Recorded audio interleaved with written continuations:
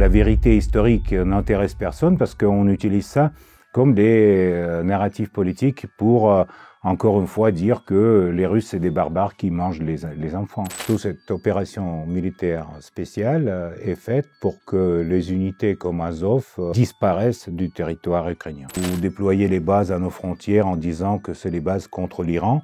Vous nous prenez pour des cons ou quoi? Bienvenue sur Géopolitique Profonde. Nous sommes le mercredi 14 mai 2025 et nous recevons à Moscou le vice-président de la Douma, Piotr Tolstoï. Bonjour. Piotr Legoïevitch, merci d'avoir accepté cette interview. Ce n'est pas la première fois que nous nous rencontrons. Et là, je voudrais aborder des sujets à la fois d'actualité, mais en même temps commencer aussi par un sujet historique, c'est le 9 mai. Parce que quelquefois, je pense qu'on ne se rend pas compte en France ou dans le monde francophone de la signification de ce 9 mai, puisque ce n'est pas la première fois qu'on vous envahissait. Les Polonais ont voulu vous envahir, les Français, les Suédois, et puis finalement les Allemands, et puis vous les avez battus. Mais qu'est-ce qui fait la différence entre cette victoire contre les Allemands et les autres invasions que vous avez repoussées ? Mais pour nous, la victoire de l'Union soviétique dans la Deuxième Guerre mondiale, c'est un événement fondamental qui a touché presque chaque famille en Russie. Donc on a perdu 27 millions de nos citoyens, des soldats, des officiers, des civils, lors de cette guerre. Et donc ça a été il y a presque un siècle, donc déjà 80 ans. Et on demande à chaque fois, mais pourquoi les Russes font ça c'est l'histoire, on oublie, ça passait, etc. Mais pour nous, c'est pas l'histoire, ça fait partie du code national, si vous voulez, de la protection de notre pays contre les envahisseurs, de la mort pour la souveraineté et la liberté des futures générations. Et en fait, l'époque d'il y a 80 ans, aujourd'hui, se répète dans quelque sorte pendant l'opération spéciale en Ukraine, parce que malgré toutes les accusations de l'Occident que c'est le rhétorique militaire de Poutine qui vont défiler militaire, etc., pour nous, ce qui est important, c'est transmettre aux futures générations cette mémoire de nos ancêtres, de nos grands-pères et de nos pères qui ont perdu leur vie pour la liberté, la future liberté des futures générations. Et c'est, si vous voulez, la même chose, le même combat continue aujourd'hui. Et quel regard vous jetez, par exemple, lorsqu'on voit en Ukraine, on a vu qu'à Lvov, ils ont déterré sans doute leurs arrière-grands-parents, d'ailleurs, qui étaient de la région. Ils les ont déterrés des monuments aux morts pour sans doute les jeter, d'ailleurs, quelque part. Vous savez, c'est bien dommage. Ça se passe non seulement en Ukraine, ça se passe par exemple en Pologne. Ça se passe dans plusieurs pays de l'Europe de l'Est sous le slogan de décommunisation. On démolit des cimetières où étaient enterrés des soldats soviétiques, donc les gens qui ont donné leur vie pour que le Polonais ne parle pas allemand, par exemple. Et 600 000 soldats soviétiques sont morts en Pologne. Et à mon avis, l'absence de respect à la mémoire de ces gens, c'est beaucoup plus important comme la drame pour le futur de la Pologne que pour la Russie. On pense que, bon, pour nous aussi, c'est bien dommage. On veut protéger ceux qui ne peuvent plus se protéger eux-mêmes, ils sont morts. Donc nous, on veut protéger cette mémoire, mais l'absence de cette, si vous voulez, l'absence de respect à ceux qui ont libéré la Pologne, malgré qu'ils ont été communistes ou pas communistes, à mon avis, pour la Pologne, ça fera du mal. C'est un problème. Il y avait 200 000 Polonais dans l'armée soviétique, si je me souviens bien. Oui, il y avait 200 000 Polonais, mais aussi, je sais exactement le chiffre, c'est 600 000 soldats soviétiques sont morts en Pologne, sur le territoire de la Pologne. Et donc la Pologne telle qu'il est aujourd'hui, il n'existait pas si l'armée soviétique ne l'a pas libérée en 1945. Qu'est-ce que ça vous a fait de ne pas voir Emmanuel Macron, Friedrich Merz, Donald Tusk, enfin les grands chefs d'État européens, plutôt les chefs des grands États européens sur la place rouge? Mais c'est la période quand les chefs des grands pays de l'Europe préfèrent de rester sous les drapeaux avec le portrait de Stepan Bandera, le collaborateur de Hitler. Et donc, s'ils restent sous ce drapeau, c'est leur choix. Mais c'est bien dommage pour les peuples, pour le peuple français, pour le peuple allemand, pour le peuple polonais, qui n'ont pas peut-être imaginé, dont les parents n'ont pas imaginé que le choix pareil sera fait par les dirigeants de l'Europe. Il y a une personne dont je voudrais vous parler, c'est Kaja Kallas. Donc, en plus, fille d'un apparatchik soviétique, hein, de l'époque de l'URSS.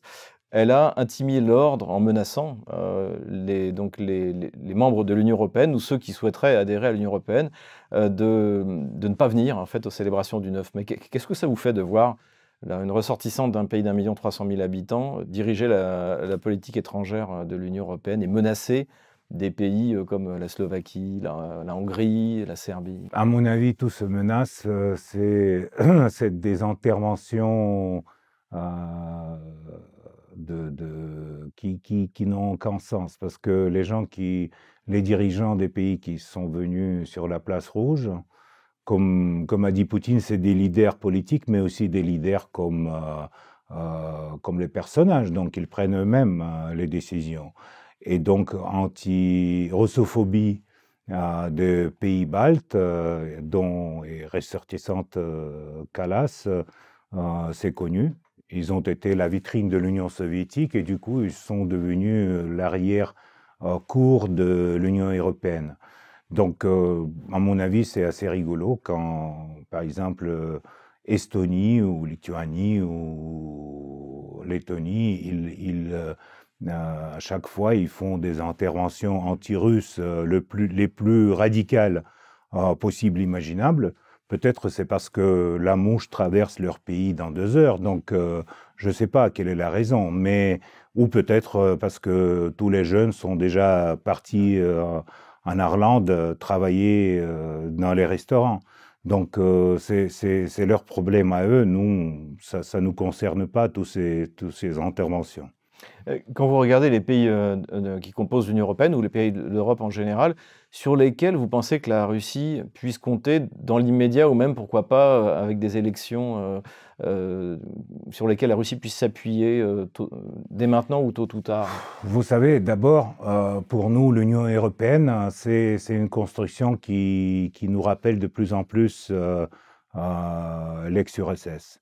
Parce qu'il y a toujours les pays qui sont attachés à cette union, il y a toujours les pays qui ont leur propre voix, par exemple, je ne sais pas, Hongrie ou Slovaquie ou les autres, mais à mon avis, pour l'instant, les relations entre la Russie et les pays qui font partie de l'Union européenne, ils sont très mauvais, pas par notre faute, mais parce que les pays de l'Union européenne ont pris la position très claire du soutien de l'Ukraine. Cette position n'a pas été, cette décision a été prise sans réfléchir, sans même compter les vraies causes du conflit. Et durant ces 3 ans, ils ont tellement dit des mensonges sur mon pays et tel grade de russophobie est déjà monté que je ne peux pas imaginer dans des années à venir d'avoir le rétablissement des relations qu'on avait même avant ce conflit. Et comment vous avez vu de Russie cette espèce de coup d'État qui a eu lieu en Roumanie, où le premier tour a été annulé en disant que c'était la faute de TikTok et de la Russie? Oui, mais c'est pas pour la première fois. Vous avez ça même, d'ailleurs, ça a commencé en Ukraine quand ils ont annulé la 2e tour de leur élection présidentielle et ils ont inventé 3e tour. Donc, sous la pression des Européens, on fait plein de choses comme ça dans l'Europe. Pourquoi, par exemple, toujours on force les gens de choisir entre les produits polytechnologiques et extrême gauche, extrême droite. Donc, il n'y a pas le choix, le vrai choix. Quand on dit les valeurs, l'état de droit, les valeurs démocratiques, la liberté de parole, durant les derniers 5-10 ans, on voit que tout ça, c'est des paroles, quoi. C'est des doubles standards qui existent seulement dans le vocabulaire de bureaucrates et qui n'existent pas sur le terrain. La même chose, bon, en Roumanie, mais la même chose bientôt aura lieu en Moldavie, où il y aura l'élection présidentielle, où l'Europe pousse de la droite pour gagner. Il y a toujours cette concurrence politique mal foutue, à mon avis. Je voudrais maintenant un peu parler des sanctions. Le président Vladimir Poutine, je crois que c'était hier, a dit que les Européens qui avaient pris les sanctions contre la Russie étaient des idiots. Est-ce que vous êtes d'accord avec ça? Dès le début, je disais que les sanctions contre la Russie, pour les Européens, ça leur fera du mal. Pas parce que la Russie veut venger. On est aujourd'hui, l'Europe a établi 25 800 sanctions. D'ailleurs, illégales, parce que les sanctions doivent être validées par le Conseil de sécurité. Voilà, dans le droit international doivent être validées par le Conseil de sécurité. Mais bon, ok, nous sommes sous les sanctions. Ils pensent que notre économie est déchirée, comme a dit Obama, en petits morceaux, mais finalement, ça fonctionne et on a la hausse de l'économie. Par contre, l'Union européenne a une baisse.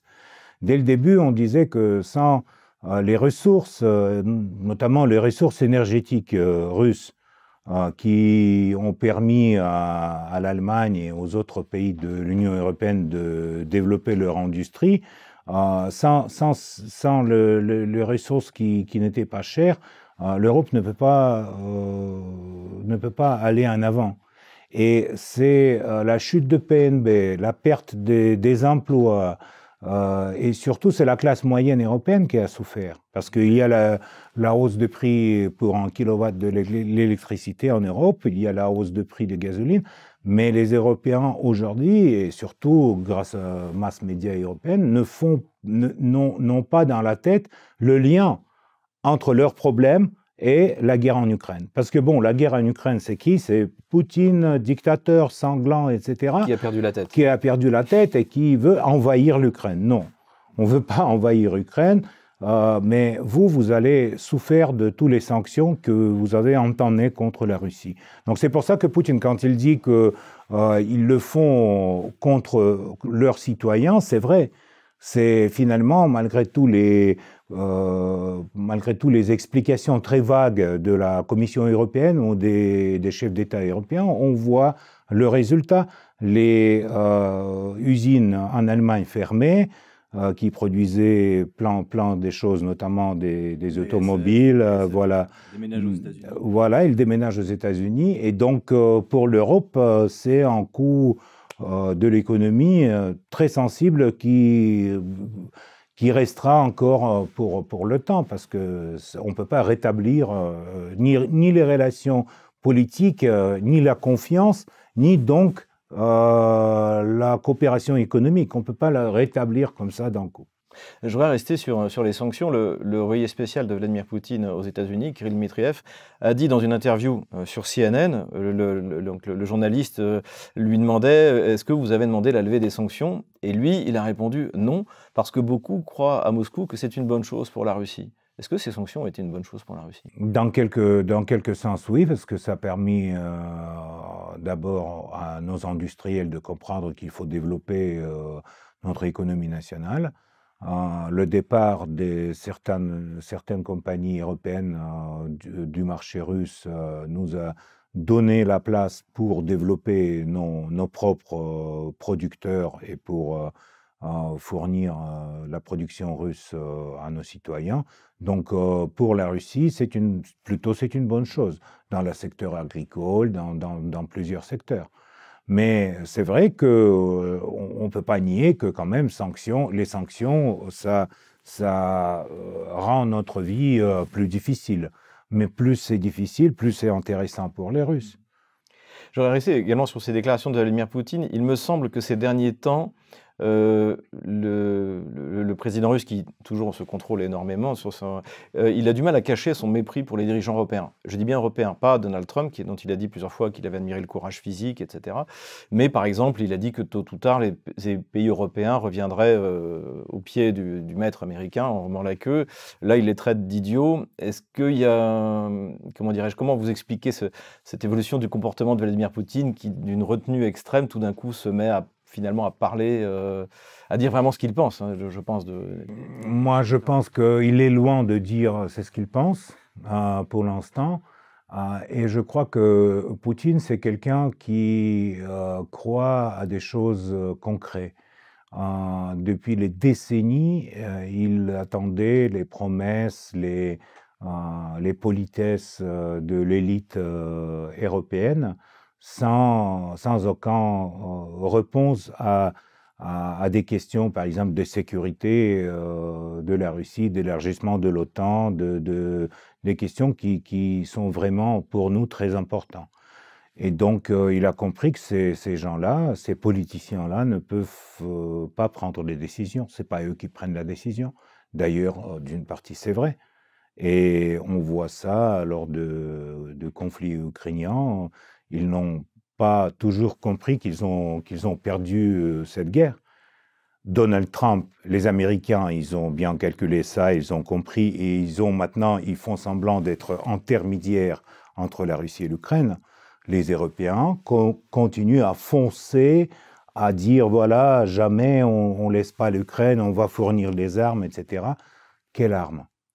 Quel soldat sur le sol? Emmanuel Macron a reconnu hier que la France ne pouvait plus rien envoyer. Donc, mais oui, mais d'où il prend? Et donc, sans les États-Unis, ils ne peuvent pas, mais au niveau rhétorique, au niveau conflit, ils font tout leur possible pour vraiment rompre tous les liens, même éventuels en futur, avec les Russes.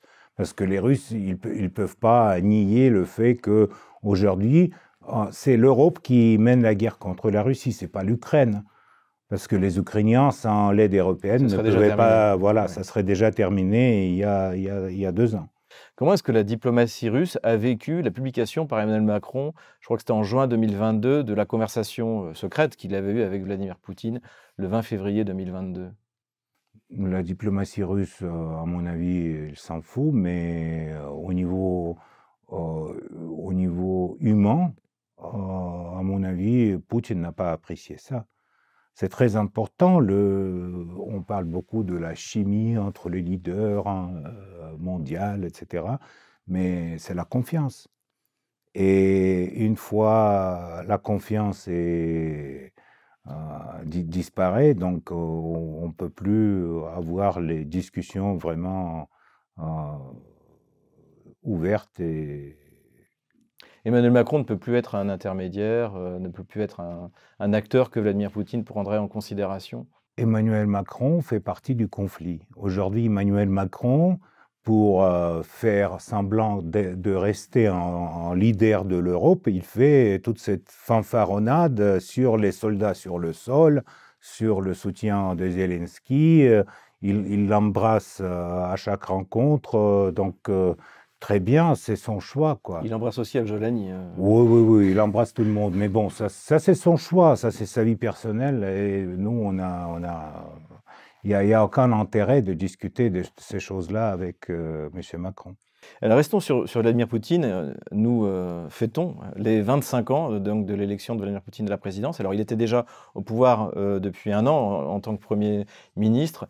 Quel regard vous jetez sur son action? Comment est-ce que vous l'avez vu arriver? Quels sont les grands moments, je dirais, de ces 25 ans où vous avez vu que quelque chose est en train de se passer? C'est une question intéressante parce qu'on peut la répondre longtemps, mais je peux dire qu'il a évalué avec le pays.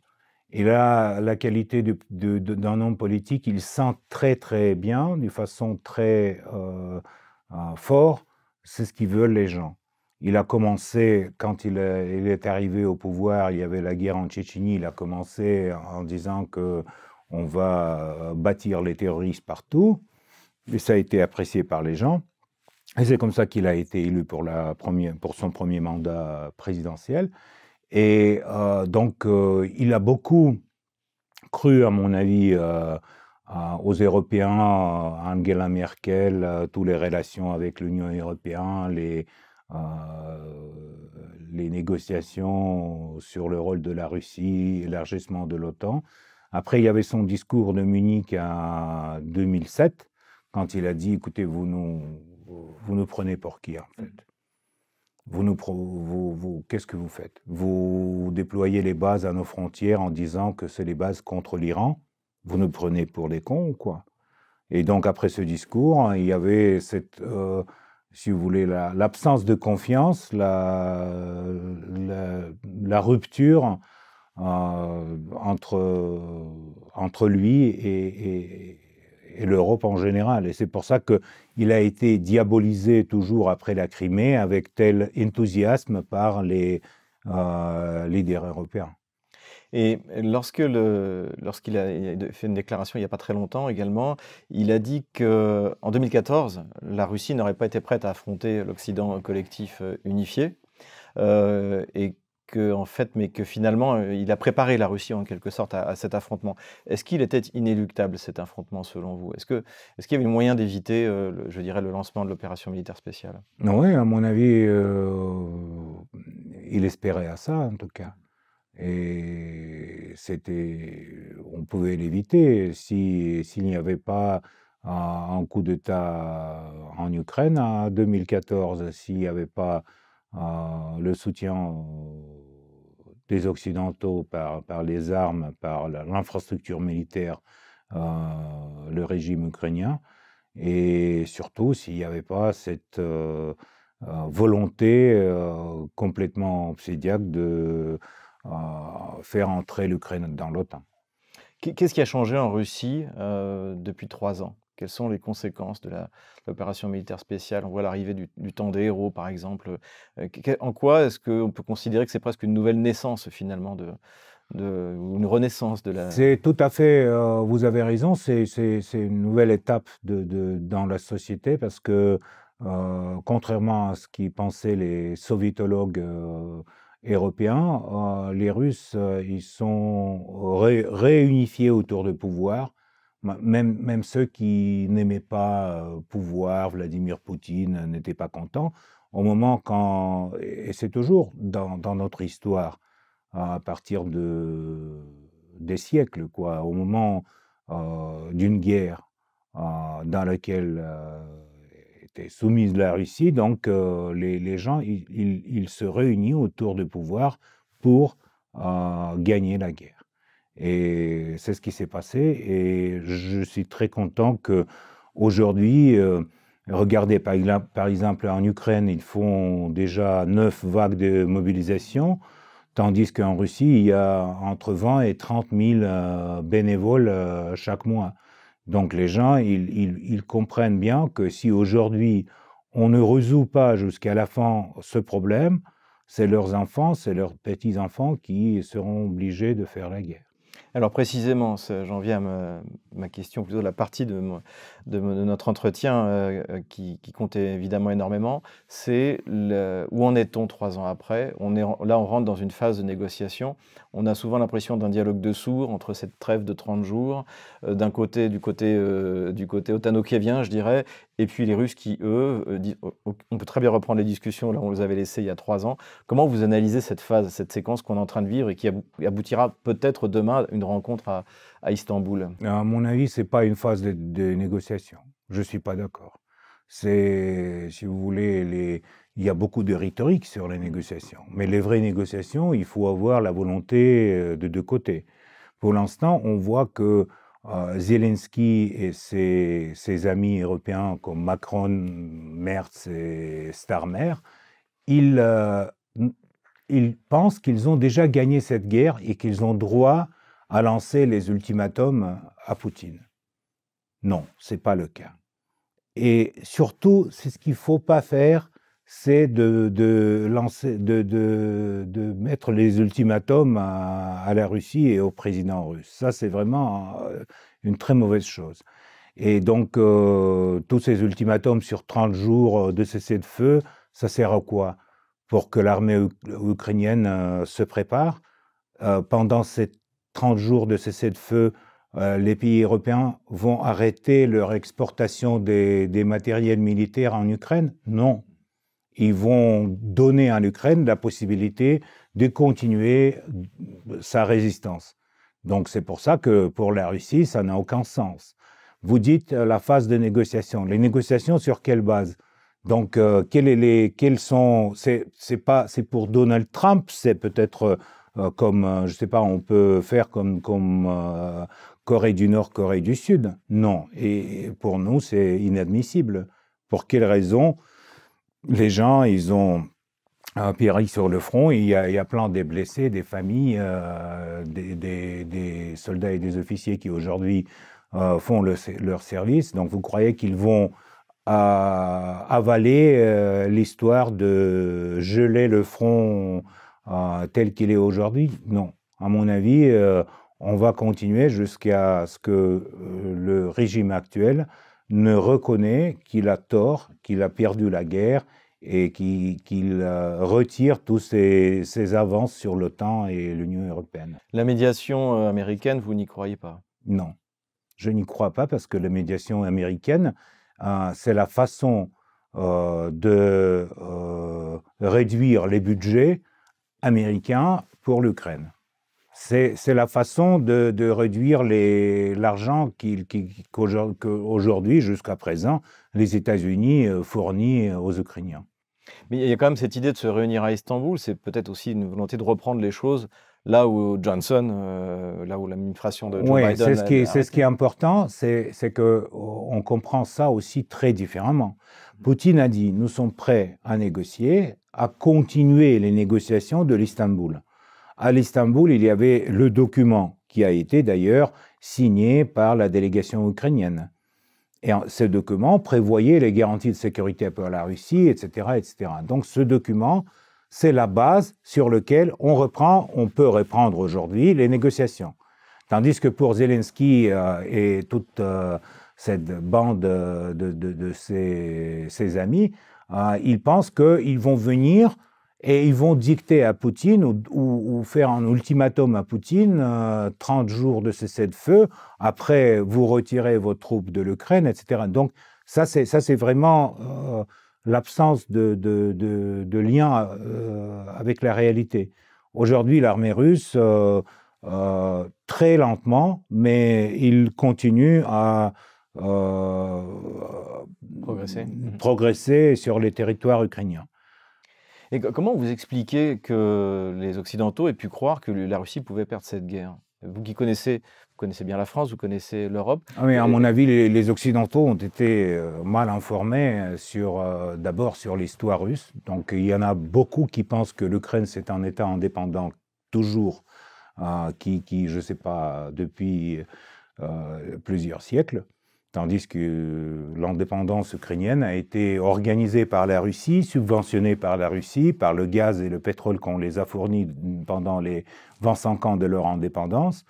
Et donc aujourd'hui, les Européens doivent payer cette indépendance, c'est à eux, après le Maïdan et le coup d'État de 2014. Je suis très content pour eux, mais ils pensent qu'ils peuvent gagner la guerre contre la Russie malgré, si vous voulez, l'histoire du continent. Si on regarde l'histoire de l'Europe, on a la guerre avec Napoléon qui a été gagnée par les Russes, on a la guerre avec Hitler qui a été gagnée par les Russes, et c'est les Russes, les soldats russes qui ont été à Paris et au Berlin. C'est pas, excusez-moi, les soldats français. La France a résisté durant la Deuxième Guerre mondiale 40 jours à Hitler. Et donc, il n'y a aucune raison qu'aujourd'hui les soldats français seront envoyés en Ukraine. Même, bon, les soldats français chassés même de l'Afrique seront en Ukraine dans le combat contre la Russie. Ce qui m'étonne aussi, c'est le fait d'avoir cru que l'économie russe, vous savez, c'est ce qu'avait dit le ministre des Finances, Bruno Le Maire, nous allons provoquer l'effondrement de l'économie russe. On a eu récemment Jean-Noël Barrot, le ministre des Affaires étrangères, qui a dit nous allons asphyxier l'économie russe. Comment vous expliquez ces biais cognitifs qui fait qu'ils sont incapables de saisir exactement le niveau, là où en est l'économie russe, puisque finalement, quand on regarde, la Russie dépense dans son budget de la défense 6,5% du PIB, ce qui n'est pas grand-chose, pour tenir tête à une coalition autour de l'OTAN. Donc d'où viennent cette mauvaise appréhension de la réalité économique russe, non seulement militaire, mais économique russe, c'est ça qui est quand même assez étonnant. Ils ont des économistes dans ces... Mais c'est une faute des économistes de juger toutes les relations dans le monde avec les chiffres de PNB ou des valeurs économiques. La Russie, à part de l'économie, il y a le peuple russe, qui n'est pas un peuple très riche, n'est pas un peuple très génial, mais qui joue son rôle historique malgré les chiffres de PNB du pays. Et ce qui concerne leur appréciation de l'état actuel, à mon avis, ils ont tort parce que la vie quotidienne de gens, ce qui est le plus important, il continue. Malgré la guerre, malgré toutes les difficultés, malgré toutes les sanctions, les gens ne vivent pas moins bien qu'ils vivaient il y a 3 ans ou il y a 5 ans. Donc, c'est ça la réponse à toutes ces fictions, etc. Et comment vous voyez les choses, la victoire russe, vous la voyez comment? Vous avez dit dans notre dernière interview que votre grand-père était maire de Kiev, je crois. Arrière-grand-père. Arrière-grand-père ouais, était maire ouais. de Kiev. Ça veut dire que Ouais. l'armée russe doit défiler à Kiev pour gagner la guerre? On verra bien. Pour nous, l'essentiel, c'est assurer la sécurité de la Russie pour les futures générations. Donc, la sécurité ne peut pas être unilatérale. Donc, la sécurité, c'est quelque chose qui est pour tout le monde et pour la Russie aussi. Donc, c'est pour ça qu'il y a cette guerre et c'est pour ça qu'on ne peut pas vous dire, voilà, il faut un défilé militaire à Kiev ou il faut un défilé militaire à Odessa. Il faut faire en sorte que l'Ukraine, comme un État indépendant, ne menace pas à la Russie avec les bases de l'OTAN et il faut, à mon avis, c'est pas quelque chose qu'il faut prouver aux Ukrainiens parce qu'eux, ils ont très bien compris déjà, ils sont pas bêtes, mais il faut prouver ça aux Européens. C'est ça le plus important parce qu'aujourd'hui, c'est les Européens qui poussent les Ukrainiens à sacrifier leur génération des jeunes hommes chaque jour sur le front de cette guerre. Aujourd'hui, les exigences russes pour un cessez-le-feu, c'est que Kiev retire ses armées des territoires russes, des nouveaux territoires russes, c'est-à-dire une partie du territoire de Donetsk, une partie du territoire de Kherson, une partie du territoire de Zaporozhye. Mais si Kiev fait ça, qu'est-ce que les autres villes russes d'Ukraine, comme Odessa, Kharkov, qui sont des villes profondément russes, qu'est-ce qu'elles vont devenir? Là aussi, il y a des gens, il y a sans doute des Ukrainiens, enfin des Russes d'origine ukrainienne ou inversement, qui vont rester à la merci des unités de représailles comme Azov, comme Haïdar. Non. Justement, toute cette opération militaire spéciale est faite pour que les unités comme Azov et les